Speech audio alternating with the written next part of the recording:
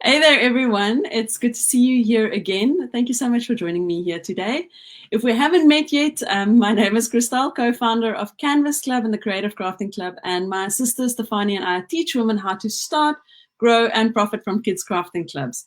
We primarily focus on STEAM-based crafting and use a lot of recycled materials. It's a lot of fun. So if you are joining in for the first time today, we're going to dive into the last session of our 4-part series, and the series is called, let me just grab it there,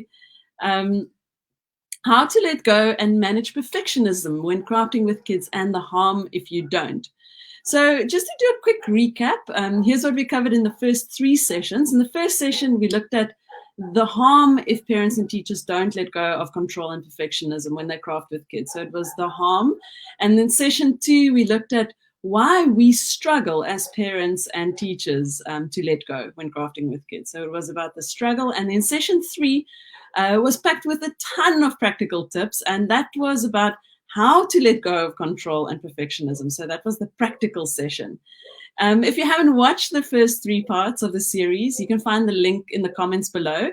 And also let me know where you're watching from. I'm still in beautiful Cape Town. And also before we dive in, I want to remind you of the awesome freebie that we've created specifically for this series. It's a quiz, and you can find out how controlling you are when you are crafting with kids, and also 5 easy ways to encourage creative freedom in an arts and crafts class. Marlene gave us these super awesome and practical tips. So this is relevant for you when you're crafting with your kids or as a teacher. So please grab the link in the comments below and download the freebie. And then let me say hello to Marlene. Hi, Marlene. Hello, how's it going on your side? A bit chilly in Cape Town today. You're saying beautiful, but a bit chilly in Cape Town today. But I'm loving the weather, so it's cozy. My son says it's cozy. Yeah. Oh, it's so nice to be back. And I cannot believe that the time has flown and that we're already at our final session. And how amazing that we could speak about this extremely important topic. So I'm very thankful that you offered me the opportunity, but I'm also thankful for everyone that listened and watched the videos.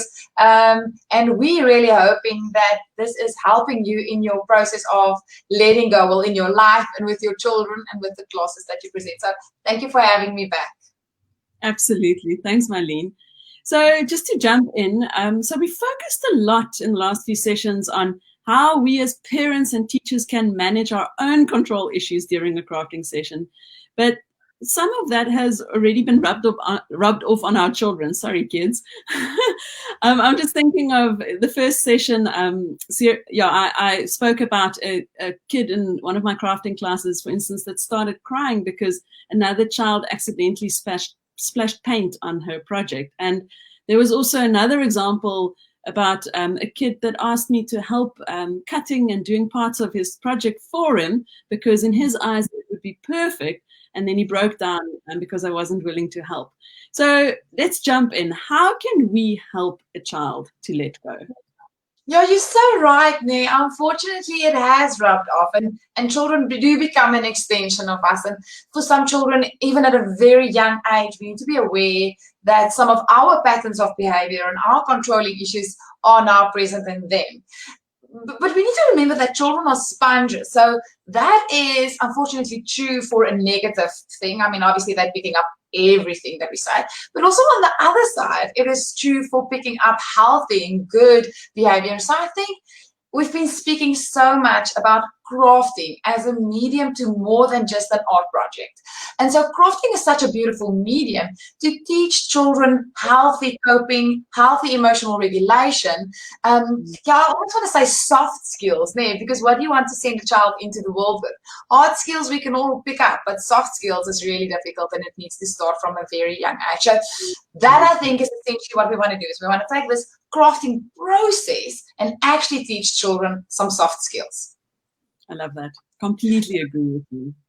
So what it will look like in a very practical way is that I think that we need to help children through the process of control, or help children through the process of struggling. So the first is obviously we need to acknowledge that we are vulnerable and emotional and struggling. So for a child to be able to just voice, I'm struggling, or perhaps even a little bit more elementary, I'm angry, or I'm sad, or my heart's broken. I think that's a very important part. And there's the splash of paint running all over that thing. And rather than saying, okay, don't worry, let's clean up, let's move on, can we spend a moment and say to that child, yes, it is sad. Your beautiful picture is not looking like that anymore. So I think we need to start with helping children to identify what they are feeling. It might be very nice for you to, in your class or on your fridge, have a very easy emotion chart. These days with emojis, we've got so much to choose from, and children are so familiar with emoji language. So a smiley face, a sad face, an angry face can be a quick tool to help the child go, this one and this one and this one is what I'm feeling right now. So that's a nice thing to have in your class and to access when a child is feeling overwhelmed by a mistake or some sort of control issue. I love that. So acknowledging their emotions. I like the idea of an emotion chart. Thanks. That's a super nice, practical way to address that. I mean, I'm not sort of brainstorming, but wouldn't it be fabulous if a child can even create their own emotion chart? That'll be so lovely to do that in a crafting session and make your own little emotion chart. But we have to go beyond than just acknowledging the emotion. So the second step in this process would be to help the child understand their frustration and why are they angry or sad right now, so that we can actually help them to develop a more rounded process of emotional regulation. So I am disappointed because the paint is on my picture and I don't feel, or I've worked so hard, so I'm frustrated that I have to do all of this over again. You know, the beauty about, for ourselves and for our children, understanding the underlying reason for the emotion is that if you get to the reason, we can also get to what it is that we need to fix. So I'm angry. Like, what do we really do with that? But I'm disappointed. Okay, I get that. So you thought that your picture is going to look one way and it doesn't. Let's see how we can resolve that. So that also then be the final kind of tail of this process, is to say, once we've understood the emotions, let's find solutions together. And I think that acknowledgement is beautiful. So a child is heard, and then we can say, okay, so it didn't work out like what you wanted. Let us try it again in a different way. And in that way, we teach children to work with discomfort and suffering and struggling, rather than throw a tantrum and be upset, and that's the end of the world. It's really difficult to deal with a child in a situation like that, especially when you have a class full of children. And my natural tendency would be to want to quickly take over or get involved and get controlling again. So how would we then help the child to find a solution without wanting to take over?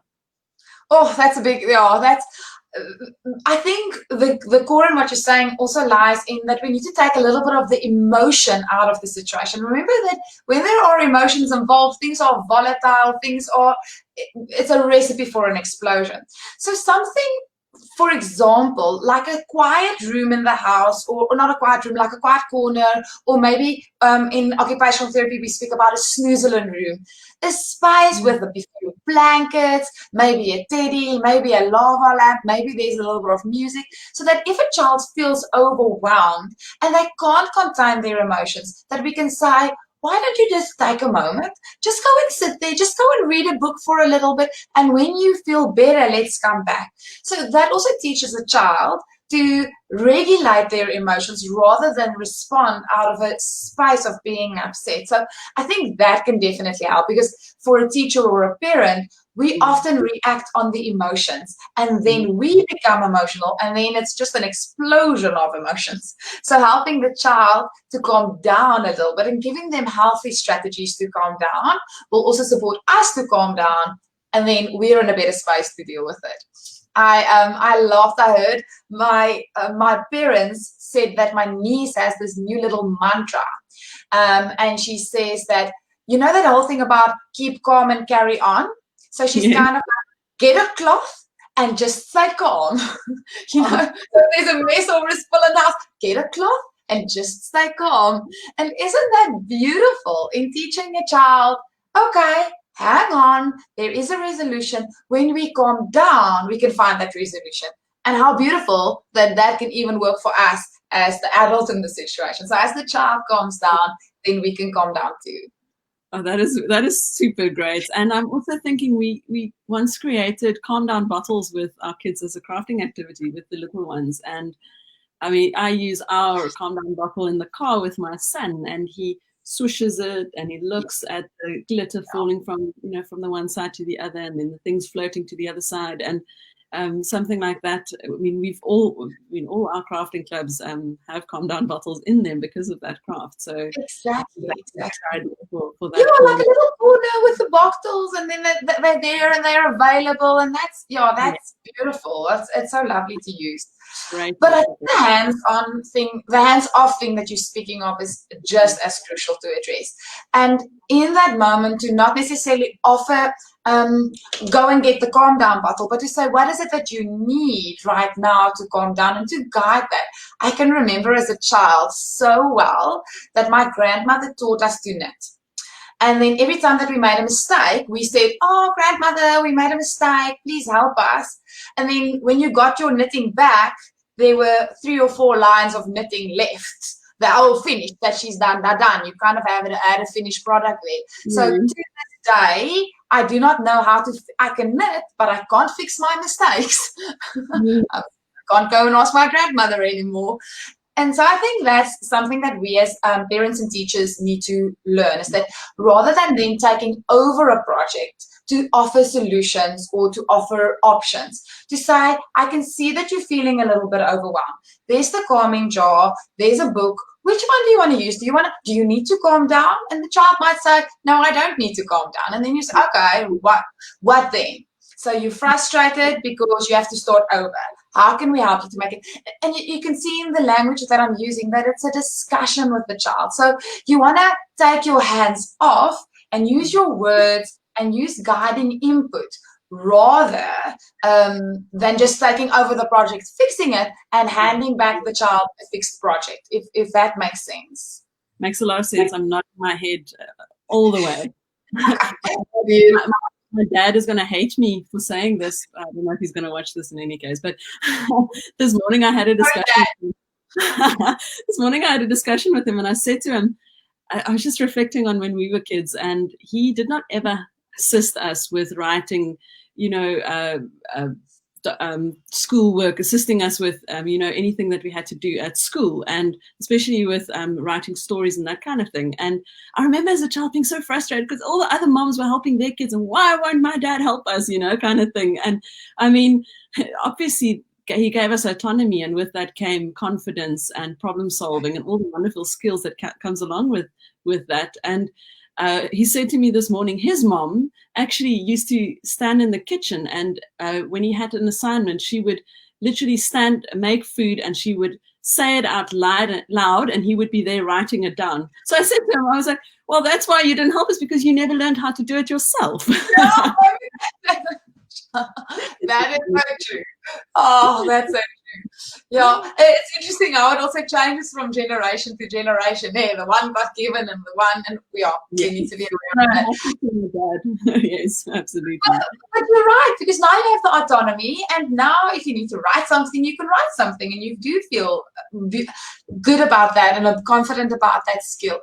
I was reflecting on this, and I was thinking very much like a main actor in a movie versus a supportive actor in a movie. Like, the supportive actor's job is to make the main character shine. And so where you need to intervene, or where you do need to have input, then the parent or the teacher can just be there in a supportive role. Let me hold this for you whilst you tape it. Why don't I cut out some pages for you and you just stick it on? And I think that's beautiful. It's like, as your dad was telling you, you need to do it on your own. It's never that you didn't feel support, that you knew there was someone that has your back and they're there for you, but you also know, and I think this is huge, they trust you that you can do it yourself. I think we shouldn't forget the absolute magic, the power that there is in our affirmation of children. And just to say, I know sticking these two things together is going to be very difficult, But Yes. I'm going to help you. I'm going to hold, but I know you can do this. We're going to get through this, and you're going to. So I think our empowering of children, so our words really matter. Yeah, and that your dad was there in a supportive space, which allowed you to have that autonomy and grow in that process. Words of encouragement. Yeah, that's Yeah. great. Yeah. Marlene, Oh. we've spoken before about focusing on the process rather than the product or the end result. Do you have any practical tips on how we can teach this to our children as well? I think once again, we are looking at language. It's interesting how much this is about language. And I want to almost come back to that whole thing about being a sponge. So for us in group therapy, we have this kind of rule, like if it wasn't said in a group, did it really happen? So I think we know that if we work with children, that the more we speak, the more we allow them the opportunity to learn, because we're kind of verbalizing that process for them. And once again, language here is important. So if we're constantly focusing on, oh, your picture looks very nice. Oh, that's very beautiful. Oh, you are the most cleverest boy in the class today. Can you hear that the language takes us to the product and not to the process? So in helping a child to focus rather on the process, we need to steer our language towards process. What did you learn today? What did you struggle and get right today? Where did you overcome an obstacle today? Or what was the nicest part of this process? Where did we have fun together? And can you hear that now? If you use that language, we're speaking more about how it was rather than what the end result is. And we can inform that language with, I really enjoyed the colors that you used, or I'm acknowledging the little intricate details of your picture today, rather than going, you must become an artist. You are just the cleverest child in this class. I cannot agree more with you. And I think in our culture, it's common to always sit around a table at dinner time every single night. I mean, that was a ritual in our house, and in many people and friends that I know, they follow the same type of, so whether you sit around a table with your kids or whether you sit on the couch in the evenings, I think there's value in switching the TV off and asking these questions about, what did you learn in school today? And what did you like most, as you said, about, the craft class that you attended today? I think that's a great dialogue to cultivate with your kids as well. Absolutely. And having our comments be non-appearance based and non-results based. I mean, if you think about a little girl, how often we would say, oh, you look so pretty in that dress. And we're almost setting a foundation for that kind of form of judgment. Or once again, this is beautiful. Or if you think about typical conversations like, are you first in your class? Did you win this competition? Did you do that? And that's so difficult for a young child to process, because that puts them in that, I need to be right. I need to get this perfect. Can you hear that controlling space that we enter? So rather to say, what was nice about athletics today? Or, sure, what do you like about this dress? Or what do you like about how you feel in this dress? Or, like that we'll move more to the emotive language. So that's actually very nice.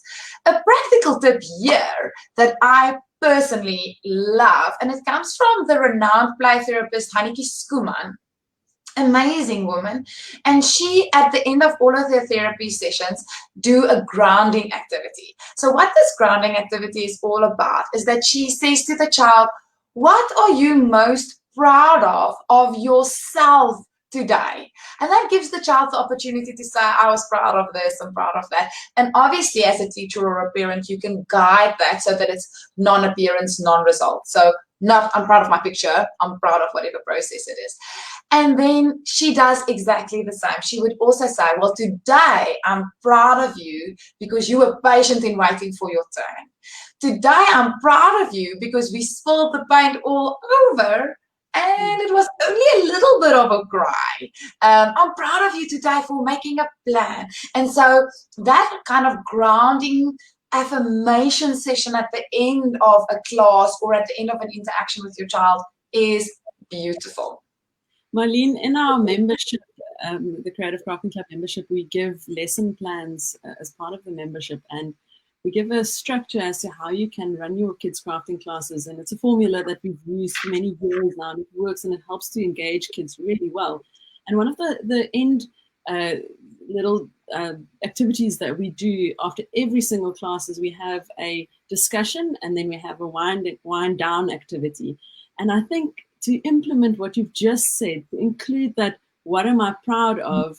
I'm going to start including that in all our lesson plans, because I think that is a wonderful way to structure the discussion part of the crafting experience as well.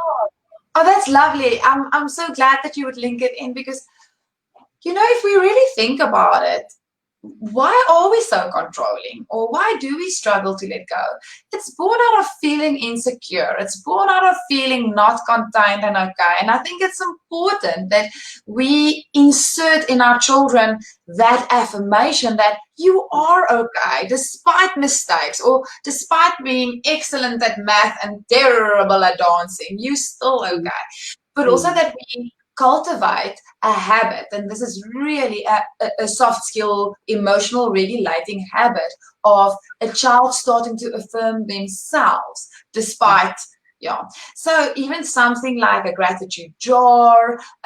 There's a beautiful family activity, and you can make it as elaborate or as easy as you want to, but each family member has an envelope or a little bag over their chair, and exactly what you're saying. So after dinner, rather than just going our separate ways, we all quickly write a note of this is obviously for an older child, but for what did you appreciate about mom today or dad today, and you put it in the envelope, and on a Friday, when it is takeaway or pizza night, you open it up and you read the little messages, and we all get that constant affirmation. So there are so many easy, practical ways to bring affirmation into our language with our children. I think that's a fantastic idea. Marlene, you're a jar full of knowledge with all your fun ideas. I just want to quickly see here. So Izine popped in. Hi, Izine, and she said, thanks for the awesome advice, not only in art, but in all scenarios. And then Lily. Beautiful kids, Izine. Lovely photo. Wow. And then Lily said, a very fun and clever idea. I believe that was, this popped up with the idea of the corner. What do you call it? Oh, yes. Snoozelen.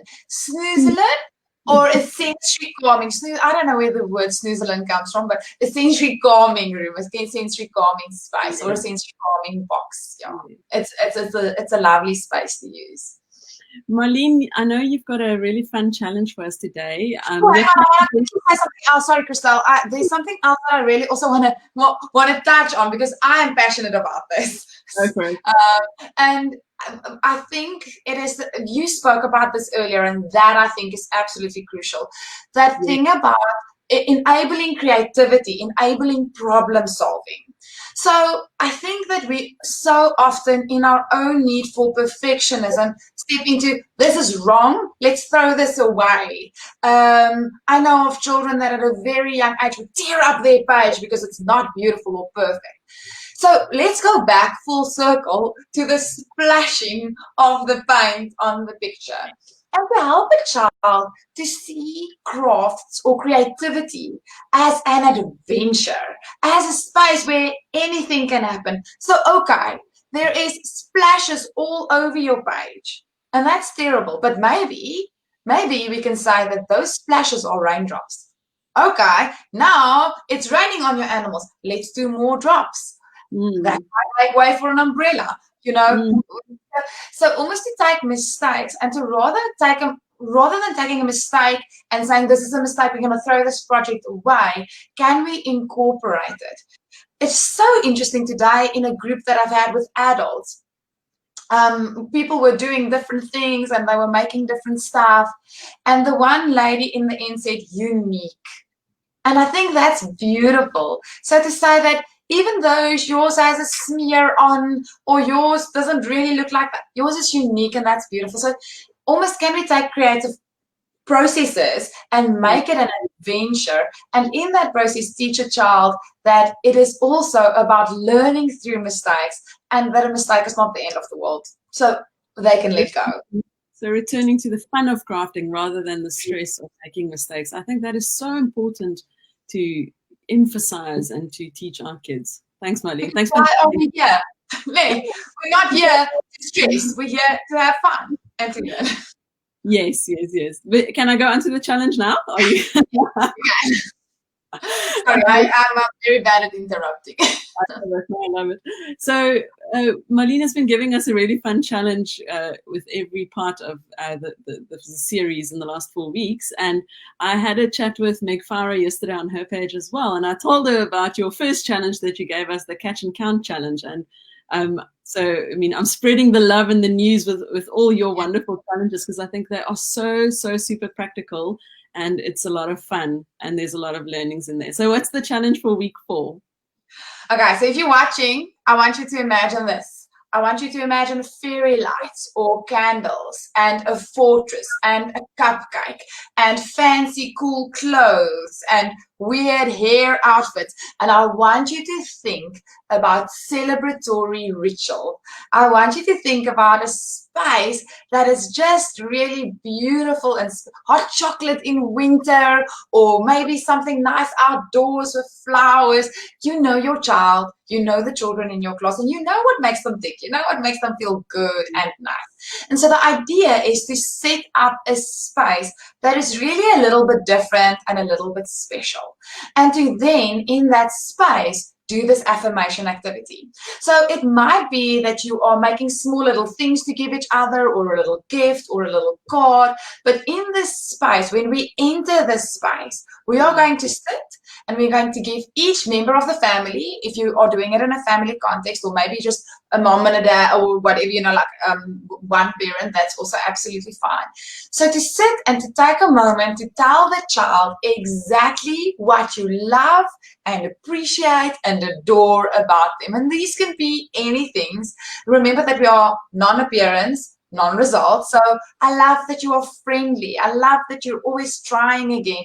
The nicest thing about you for me is that you laugh so like eagerly and excitedly. So those are the kind of affirmations.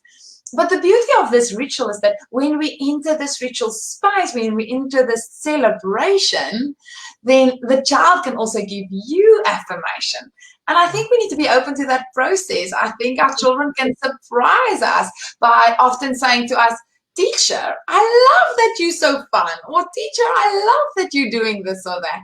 And so create that beautiful space and have a celebration and celebrate each other. And maybe that ends with a fun activity or a movie or whatever you want to do.